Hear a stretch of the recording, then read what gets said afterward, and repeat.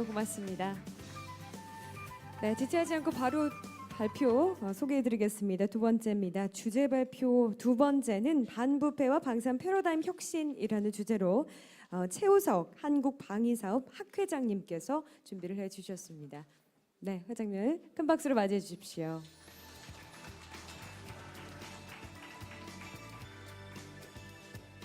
안녕하십니까. 방금 소개받은 한국방위산업학회 회장 최우석입니다.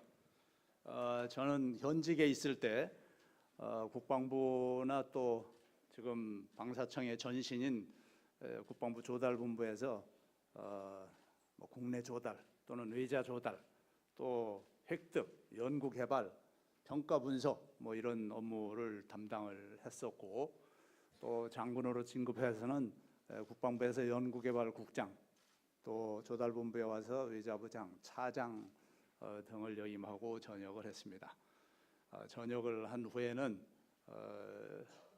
한국방위산업학회 회장으로서 지금 벌써 한 6년이 넘어가는데 나름대로 봉사활동을 하고 있습니다. 아무래도 제가 한국말로 얘기를 하니까 듣는데 편하실 것 같은데 다행으로 생각하시면 좋겠습니다. 사실 저는 근무하면서 이 부패 이런 데 연루된 적이 없어가지고 이 부패나 또 반부패 이런 걸 가지고 고민을 한다든지 뭐 이런 연구를 해본다든지 하는 그런 기회가 없어서 사실 오늘 발표를 해달라고 주문을 받고 처음에는 사양을 했는데 사실 우리 방위산업이 여러분 잘 아시는 바와 같이 상당히 지금 어려움을 겪고 있기 때문에 그게 이제 부패라든지 반부패하고 또 같이 연관도 되고 그래서 이 자리에 나왔습니다. 개인적으로는 오늘 이렇게 발표하게 된 걸 아주 영광으로 생각을 하고 제가 뭐 발표할 내용은 파워포인트 자료로 한 20여 장밖에 안 되는데 사실 이거 뭐 좀 충분히 얘기하려면 몇 시간을 설명을 해도 부족할 것 같은데 저한테 주어진 시간이 20분밖에 안 돼서 시간을 지키려고 노력을 하겠는데 앞에도 보니까 한 30분 써먹더라고요. 그래서 하여튼 30분은 넘어가지 않도록 그렇게 노력을 하겠습니다. 제가 말씀드릴 사항은 방위산업에 대해서 간략히 짚어보고 방위산업이 어떠한 시련을 겪어왔는지 또 부패하고는 어떤 연관이 있는지 왜 또 기업들이 이 방위산업을 포기하는지 그래서 우리는 이 방위산업 패러다임을 어떻게 혁신해야지만 앞으로 살아남을 수 있을까 뭐 이런 순서로 한번 설명을 드리도록 하겠습니다. 잘 아실 거예요. 방위산업 정의 보시는 것처럼 뭐 총을 포함한 여러 가지 무기 장비를 개발하고 생산하는 그런 업무를 담당하는 산업이 되겠습니다. 이제 목적이 중요한데 국가 안보의 어떤 핵심 역량인 무기와 장비 등을 제공을 하고 최근에는 우리 수출이 이제 신장이 되면서 국가 경제에까지도 이바지하는 이런 아주 큰 목적을 수행을 하고 있는 겁니다. 이 목적을 달성하기 위해서는 이제 여러 가지 수단들이 있을 텐데 뭐 대충 열거해 보면은 보시는 바와 같이 뭐 계획도 하고 집행도 하고 평가도 하고 예산 편성도 하고 또 뭐 원가 검증도 하고 회계 감사도 하고 뭐 요즘은 여기에 또 이념적인 내용까지 첨가가 되고 철학이라든지 법규 하여튼 여러 가지가 뭐 안 걸쳐 있는 게 없을 정도로 많은 수단들이 관련이 돼 있습니다. 방위산업 초창기 그러니까 70년대 초반에 박정희 대통령이 이제 여러 가지 상황 변화에 따라서 우리가 이제 방위산업을 직접 착수하게 되는데 이 방위산업이라는 것이 기본적으로 많은 투자가 필요한 중후장대한 산업이기 때문에 국가 중화공업하고 병행해서 추진하도록 이렇게 출발을 했고 또 기업들이 이제 하려고는 안 하니까 대통령께서는 오케이 발생되는 모든 비용을 국가가 다 정산을 해주겠다. 이윤도 충분히 붙여주겠다. 그리고 세금도 감면해주겠다. 또 독점권을 부여해서 그 꾸준한 매출이 발생이 될 수 있도록 이렇게 하겠다.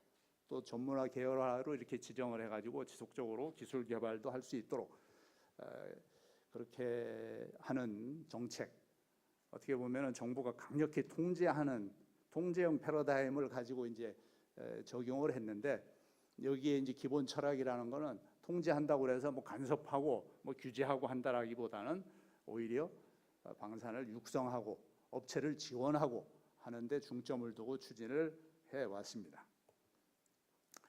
그런데 이제 박정희 대통령이 서거하면서부터 방위산업의 이제 실현은 서서히 시작이 되는데, 80년대 이제 신군부가 들어서면서 우리 국방과학연구소 소장님도 와 계시지만 여러 가지 여건에 의해서 미국 측으로부터도 그렇고 대한민국이 개발하려고 하는 미사일 개발하지 말아라라고 해서 미사일을 개발하던 부서를 완전히 다 없애버리는, 그러다 보니까 관련된 방위산업 업체들도 이제 위축이 되고, 그러면서도 또 우리가 첨단 무기는 필요하고, 그러니까 결국은 해외에서 직도입하는 그런 정책으로 선회를 하다 보니까 앞에서도 충분히 얘기가 됐지만은 미들맨들, 에이전트들이 이제 중개상이죠. 이 사람들이 역할이 이제 부상이 되면서 우리가 수출을 통해서 애써 벌어온 돈이 무기 사는데 다 쓰여지더라.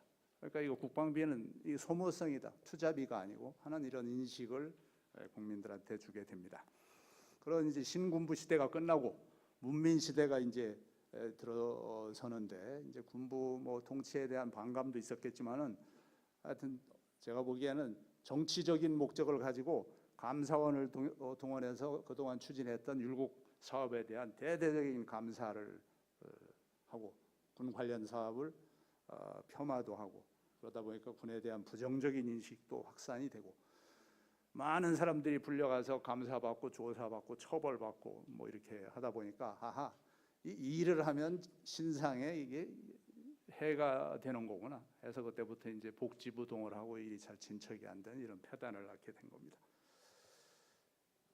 그 후에 소위 뭐 좌파 정부라고도 하는데 국민의 정부, 참여 정부가 이제 들어서면서 지금의 이제 오늘 이런 아주 좋은 행사를 마련해 주신 방위사업청을 창설을 하면서 문민화를 시도를 했는데, 미처 준비가 안 된 문민들이 들어서서 이 군 전력화 사업을 담당하다 보니까 사실 전문성이 결여돼 가지고 일이 좀 제대로 안 되고, 또 군과의 어떤 갈등도 생기고 뭐 이런 사항들이 발생이 되기도 했습니다.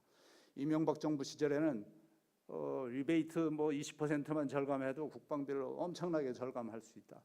대통령이 이런 생각을 가지고 얘기를 해버리니까 그 당시에 이제 경제 관료를 투입을 해서 뭐 예를 들면 무기를 개발하고 생산하는데 뭐 무슨 최저가 입찰을 한다든지 이런 어떻게 보면 터무니없는 제도를 도입하다 보니까 예산이 충분히 지원되지 않는 상태에서 무기를 개발하고 생산할 수밖에 없더라. 그러니까 충분히 테스트 앤 이밸리에이션, 시험 평가도 못하고 이제 야전에 배치를 해놓으면 거기서 문제가 생기는데, 그 문제를 가지고 비리다, 뭐 부패다, 뭐 이런 식으로 매도를 하는 그런 현상이 발생이 됐습니다. 그러니까 사실은 그건 뭐 코럽션도 아니고 아무것도 아닌데 그걸 비리로 매도를 한 것이죠. 지난 정부인 박근혜 정부도 들어서면서부터 방산 비리는 이적행위다라고 캐치프레이즈를 내걸면서 아주 대대적인 사정 작업을 하다 보니까 이 검찰들은 아주 신이 났죠. 자기들 원래 하는 일이 그 일이니까 아주 전수조사를 하듯이 이잡듯이 이렇게 다 설치고 다니다 보니까 방위산업 전체가 마치 비리산업인 것처럼 이렇게 왜곡시키는 아주 부작용, 그런 게 코럽션 아닌가, 그런 걸 낳게 됐습니다.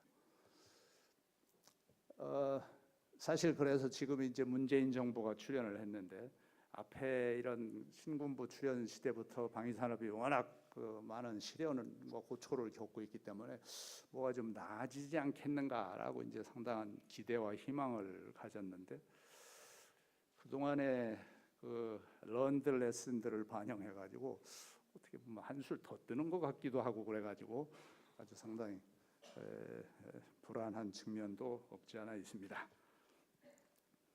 앞에 캐서린 닉슨께서도 부패 corruption, definition of corruption에 대해서 말씀을 하셨는데 뭐 일체일탈 행위더라. 근데 이제 제가 관심을 갖는 거는 엔티 커럽션에서 이 부정과 비리의 빌미가 되는 관행을 과감히 개선하여 공직 사회의 부패 친화적인 문제를 근절하고 사회 지도층 인사의 불공정한 행태를 개선한다. 여기 보니까 키워드가 공직 사회이고 사회 지도층 인사들이 키워드인 것 같아요. 제가 보기에는 저 말단에 있는 연구원이라든지 뭐 생산 현장에서 열심히 일하는 이런 분들이 아니고 하이 레벨에 있는 사람들이 사실은 더 엔티 커럽션의 대상인 것 같다. 그런 느낌을 받았습니다. 방산 관련해서 연관된 개최들 뭐 일일이 얘기 안 하겠습니다만은 뭐 청와대에서부터 시작해가지고 뭐 저 말단까지 관련 안 되는 데가 없을 정도로 아주 복잡하게 얽혀 있는 데가 이 방위산업인데 좀 다른 산업 분야하고 특이하게 이 방위산업에서는 비자금을 만들 수 없는 구조예요. 연말만 되면은 뭐 회계 자료, 경영 자료 모든 자료를 다 방위사업청에 내 가지고 아주 충충시야로 검증을 받도록 이렇게 돼 있어서 어디 비자금을 만들 숨쉴 구멍이 없더라 이거지. 그러니까 비자금이 없으니까 사실은 다른 산업계에는 나름대로 존재하는 먹이사슬도 형성이 안 되는 거예요. 그러니까 정치권이라든지 뭐 무슨 감사원이라든지 검찰 이런 친구들도 지가 돈 받아먹은 게 없으니까 맘 놓고 와가지고 난도질을 한다고 뒤에 난도질 소리는 또 나올 건데 그렇게 하는 것 같더라 하는 게 제 이제 느낌입니다. 그래서 지금 방위산업의 현주소는 어디냐? 정권이 교체되면 매번 혁신한다, 개혁한다. 저도 뭐 혁신팀에 같이 참여해서 뭐 혁신도 해보고 뭐 나름대로 한 경험도 있는데 제일 중요한 게 통수권자의 방산 철학이더라. 사실상 앞에서도 설명드렸지만은 박정희 대통령을 제외하고는 특별히 철학이 있었던 분을 우리가 지도자로 모셔오지를 못했던 것 같아요. 한편으로는 철학이 없거나 또 한편으로는 여기에 뭐 좀 정치 자금이라든지 돈 좀 만들 수 있을 것 같다는데 여기를 어떻게 한번 해볼까 하는 이상한 철학을 이런 두 가지 중에 하나 정도로 이렇게 접근하는 것 같다. 이제 이번 정권에서는 어떻게 될 건지 참 그런 부분에 이제 착안해서 이렇게 했으면 좋겠다. 그리고 수없이 이제 혁신한다고 했는데 결국은 어떤 incremental improvement, 아주 혁신적인 이런 걸 하지 않고 그때그때 조금씩 개선한다고 하다 보니까 매번 더 감독하고 뭐 이 간섭하고 할 것만 더 씌워놔가지고 누더기 같은 제도가 됐더라 이거지. 그리고 조직도 또 감독하는 기관을 또 감독해야 되고 하다 보니까 옥상옥이 되고 마치 스포츠에서 보면은 운동장에서 뛰는 선수들보다 감독, 코치, 뭐 자문 뭐 등등이 너무 많아가지고 이 선수들이 제대로 뛸 수 없는 그런 상황을 초래한 것 같아요. 그래서 이게 이 주인 없는 산업이 돼가지고 다양한 포식자들 앞에 관련된 기관 개체들 다 설명을 해드렸는데 이 사람들이 여기 와서 아주 재미를 신나게 보는 것 같아요. 왜냐하면 예를 들어서 감사원 같으면은 뭐 하여튼 감사해서 잘못된 걸 많이 지적을 해야 자기가 거기서 승진을 한다 이거지. 그 개인 입장에서는 옵티멈 솔루션이 최대한 많이 잘못한 걸로 몰아가지고 이렇게 감사를 하는 게 우선이고 또 검찰 입장에서도 죄인을 최대한 많이 만들어야 자기가 거기서 또 승진하고 큰일 한 것처럼 보상을 받기 때문에 죄가 없는데도 죄인을 만드는 경우들도 있고 뭐 그 이제 단편적인 예가 법원의 판결로 이제 무죄로 나오는 경우들이 이제 많이 빈발되고 그렇게 되는 것 같아요. 그런데 사실 이 업무를 담당하는 정부나 기업 입장에서는 본인이 당사자니까 나는 깨끗하다, 난 잘못한 거 없다라고 주장도 못하고 아주 무기력한 대응을 하다 보니까 국민들이 봤을 때는 진짜 이건 비리 산업이구나 이렇게 이제 낙인을 찍는 그런 상황으로 와 있는 게 우리 방위산업의 현재 주소인 것 같습니다. 방위산업을 포기하는 기업이 발생이 됐죠. 삼성 같은 경우에는 2년 전, 두산은 1년 전에 방위산업을 포기를 했습니다. 물론 이제 한화가 그 부분을 인수를 해서 이제 하고 있는데, 뭐 한화가 인수한 데는 원래 이제 화약 전문 업체이기 때문에 어떤 시너지를 창출하기 위해서 이렇게 인수를 했는데, 인수하고 나서도 워낙 방산이 힘드니까 제가 알기로는 요즘 와서는 아이고 괜히 인수했나 하고 좀 자괴감도 갖는다는 소문을 좀 듣기도 한 것 같아요. 왜 이 기업들이 방위산업을 포기하나? 돈벌이가 되면은 절대 포기하지 않을 텐데, 별로 돈벌이도 안 되고, 또 기업의 어떤 나름대로의 이제 컨피덴셜 그런 인포메이션이 있는데 그런 것들까지 다 까발려야 되고, 그러면서도 비리의 오명을 쓰고 브랜드 가치가 훼손이 되고, 삼성 같으면은 세계적으로 아주 굴지에 브랜드 밸류가 아주 뭐 거의 내놓으라 할 정도로 이렇게 대단한 그런 브랜드 가치인데, 매출의 1%도 안 되는 이 방산 때문에 비리 업체로 이렇게 오명을 뒤집어 쓰게 생겼으니까 포기를 한 거예요. 앞서도 얘기했지만 제도 자체가 낙후되다 보니까 기업들이 뭐 첨단 기술을 어떻게 독자적으로 개발하고자 해도 그게 할 수도 없고, 뭐 계획도 수시로 바뀌고 뭐 등등 해서 나름대로는 이 방산을 통해서 보국을 해야 되겠다라는 개념을 가지고 하던 기업들도 결국은 비리 업체로 누명을 쓰고 말게 됐다. 어떻게 뭐 이걸 해결하는 방법이 있겠는가? 뭐 커럽션이라고 전제하고 뭐 엔티 커럽션으로 이걸 해결할 수 있을 것인지. 그래서 저는 그런 방식보다는 근본적으로 이 패러다임 자체를 혁신을 해야 된다고 생각을 합니다. 우리가 초창기에 이제 방산 패러다임에서 그 관리 시스템에서 교훈을 얻어야 되는데, 박정희 대통령도 국민의 세금으로 이 방산에 투자를 하는 건데 한 푼도 낭비하는 일이 있어서는 안 되고 부정부패가 일어나서는 안 되겠다 해서 감사원도 투입시켜보고 검찰도 집어넣어보고 했는데, 이 친구들은 자기 입장에서만 이 사업을 들여다보는 거지 전체 사업 목적을 달성했는지 뭐 이런 부분에 대해서는 아예 관심도 없어가지고 다시 얘기하면은 자기 나무만 보면서 숲은 못 보고, 그리고 가능하면 처벌로 이렇게 능사로 알고 이런 식으로 접근을 하더라 이거지. 그래서 당시에 이제 국방부 직속으로 있었던 특명검열단, 특검단이라고도 하는데, 물론 이제 그거는 국방부에 소속은 돼 있지만은 그 검열 결과는 대통령한테 직접 보고를 하고 그 보고 결과에 따라서 신상필벌을 하는 이런 시스템을 가지고 갔던 것이죠. 다시 얘기하면 그 중간에 아까 사회 지도층이나 뭐 고위 공직자들, 예를 들면 뭐 군의 뭐 총장이라든지 뭐 장관이라든지 이런 사람들이 영향력을 행사하지 못하도록 그렇게 했다는 것이죠. 그렇게 하다 보니까 사실상 비리 자체가 원천 봉쇄가 되고, 그러면서도 방위산업을 추진하는 어떤 추구하고자 하는 목적은 아주 성공적으로 달성을 했다. 여기로부터 우리가 어떤 레슨을 얻어야 된다. 그리고 그 초창기하고 지금의 방위산업 환경은 거의 뭐 완전히 바뀌었다라고 할 수 있을 정도로 다릅니다. 그 당시에는 우리 내수용으로 이렇게 주로 했다면은 지금 이제 수출 시대를 맞이했고, 최근에 이제 수출도 뭐 36억 불까지 올라갔다가 20억 불대 초반으로 지금은 떨어져 있지만은 수출에 우리 무기 장비를 선호하는 나라들도 많이 있습니다. 잠재력은 충분하다. 그래서 수출 산업으로 또 재탄생을 해야 될 필요도 있다.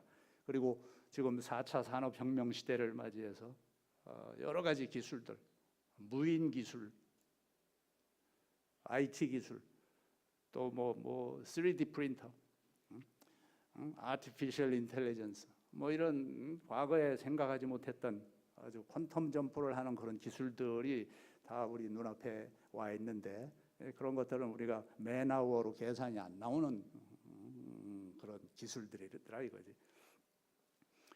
그래서 앞서도 말씀드렸지만은 너무 과도한 규제를 하다 보니까 이 수출을 해야 되는데, 그래야 규모의 경제를 유지할 수가 있는데 수출하고자 하는 의지를 꺾어버린 거예요. 그래서 이 패러다임을 파괴적으로 혁신해야 되겠다. Disruptive innovation을 해야 되는 그런 시대. 뭐 최근에는 어떤 futurist는 disruptive innovation 가지고는 안 되고 catalytic innovation, 촉매적인 어떤 혁신을 해야 된다고까지 이제 주장을 할 정도로 세상이 많이 바뀌고 있다. 그럼 어떻게 이제 패러다임 혁신을 해야 되느냐? 앞서 얘기한 것처럼 수출형으로 해야 되기 때문에 기업도 이제는 정부에 너무 기대지 말고 기술 개발하고 원가 절감하고 품질 관리하고 해서 이런 자기네 그 코어 컴피턴시를 아주 자율적으로 가질 수 있도록 이렇게 하고, 정부는 수출 지원 기능 정도에만 충실하지 쓸데없는 간섭, 규제 이런 것들은 과감히 탈피를 해야 되겠다. 그래서 제가 붙이는 명칭은 기업 자율형 패러다임으로 파괴적인 혁신을 해야 된다, 이렇게 계속 몇 년간 지금 주장을 하고 있습니다. 그런데 이제 파괴하기가 워낙 쉽지 않기 때문에 아직도 파괴가 안 돼 있는데, 그래서 그럼 기업 자율형 패러다임이라는 건 뭔가? 앞서도 얘기했지만은 정부는 과도한 간섭, 통제, 이 끈을 이제 놓으시라. 그리고 예산 이런 것도 쓸데없이 이제 뭐 원가 계산하고 뭐 이런 거 좀 제발 지양하고, 이 무기를 개발하는데 또는 생산하는데 적정 예산이 얼마인가? 그 적정 예산을 지원해줘서 기업이 열심히 노력을 해서 최대한 절감하면 이윤을 많이 남길 수 있고, 그렇게 해야지 미래에 필요한 뭐 기술을 또 개발하는 데 투자도 할 수 있고, 수출하는 시장을 개척하는 데도 투자를 할 수 있고 그런 거기 때문에 좀 그렇게 했으면 좋겠다. 그래서 기업도 자율적으로 혁신하고, 지금은 뭐 원가 절감 같은 경우에는 기업 입장에서는 이거 절감하면 안 돼요. 이거 절감하면 정부로부터 이게 돈을 덜 받게 되기 때문에 그거 이제 우리 다 알고 있는 거라 이거지. 알고 있으면서도 그냥 눈 가리고 아웅하는 식으로 계속 넘어가는데, 이제 그런 짓 그만하고 이제 정부는 원가 통제하는 데서 손을 떼고 기업에 일임하는 게 좋겠다. 그 앞서도 이제 방위산업의 이제 실현 각 정권별로 뭐 이렇게 이제 예를 들어가면서 설명을 드렸는데, 이 방위산업에 관련된 그 기관들, 개체들이 상당히 많아요. 요즘 같으면은 저는 그렇게 표현하는데, 법조계가 이제 방위산업도 접수를 했다. 옛날에 이제 군에서 하던 거를 공무원 사회로 넘어갔는데, 이게 다시 이제 법조계로 넘어가가지고 법관이 판단을 내려줘야 이게 방위산업이 진행이 될 수 있는 이런 시대가 됐는데, 그런 짓 그만하고 청와대가 컨트롤 타워가 돼서 감사원이 해야 될 분야, 검찰이 해야 될 분야, 그리고 뭐 방사청이 해야 될 분야, 이런 것들을 적절하게 이 조정 통제하면서 컨트롤을 해주지 않으면은 각자 자기 옵티멀 솔루션만 찾아서 이렇게 하다 보면은 그걸 나중에 다 합쳐놨을 때 글로벌 옵티멈을 달성하는 게 아니고 결국은 될 일도 안 되더라. 이런 걸 인식을 해서 제발 청와대가 이 컨트롤 타워가 돼가지고 파괴적 혁신을 진두지휘하고 불필요한 규제는 타파하는 그 법제도 혁신도 선두에서 이렇게 이끌고 방위산업을 추진하는 근본적인 목적 달성을 위해서 매진을 해주는, 뭐 그렇게 하게 되면은 이 뭐 비리 발생할 수 있는 원인이 사실상 많은 부분이 제거가 되기 때문에 우리가 뭐 커럽션이라든지 그로 인한 또 엔티 커럽션이라든지 이런 거 고민 안 해도 될 것 같아요. 그래서 이 방위산업이라는 것이 단순히 우리의 이제 군 전력화에만 기여하는 게 아니고 이제는 수출 산업으로서도 이렇게 우뚝 솟았습니다. 그래서 수출 산업으로 이 국가 경제에도 크게 기여할 수 있도록 재탄생이 됐으면 하는 그런 바람을 말씀드리면서 제 발표를 마치도록 하겠습니다. 감사합니다.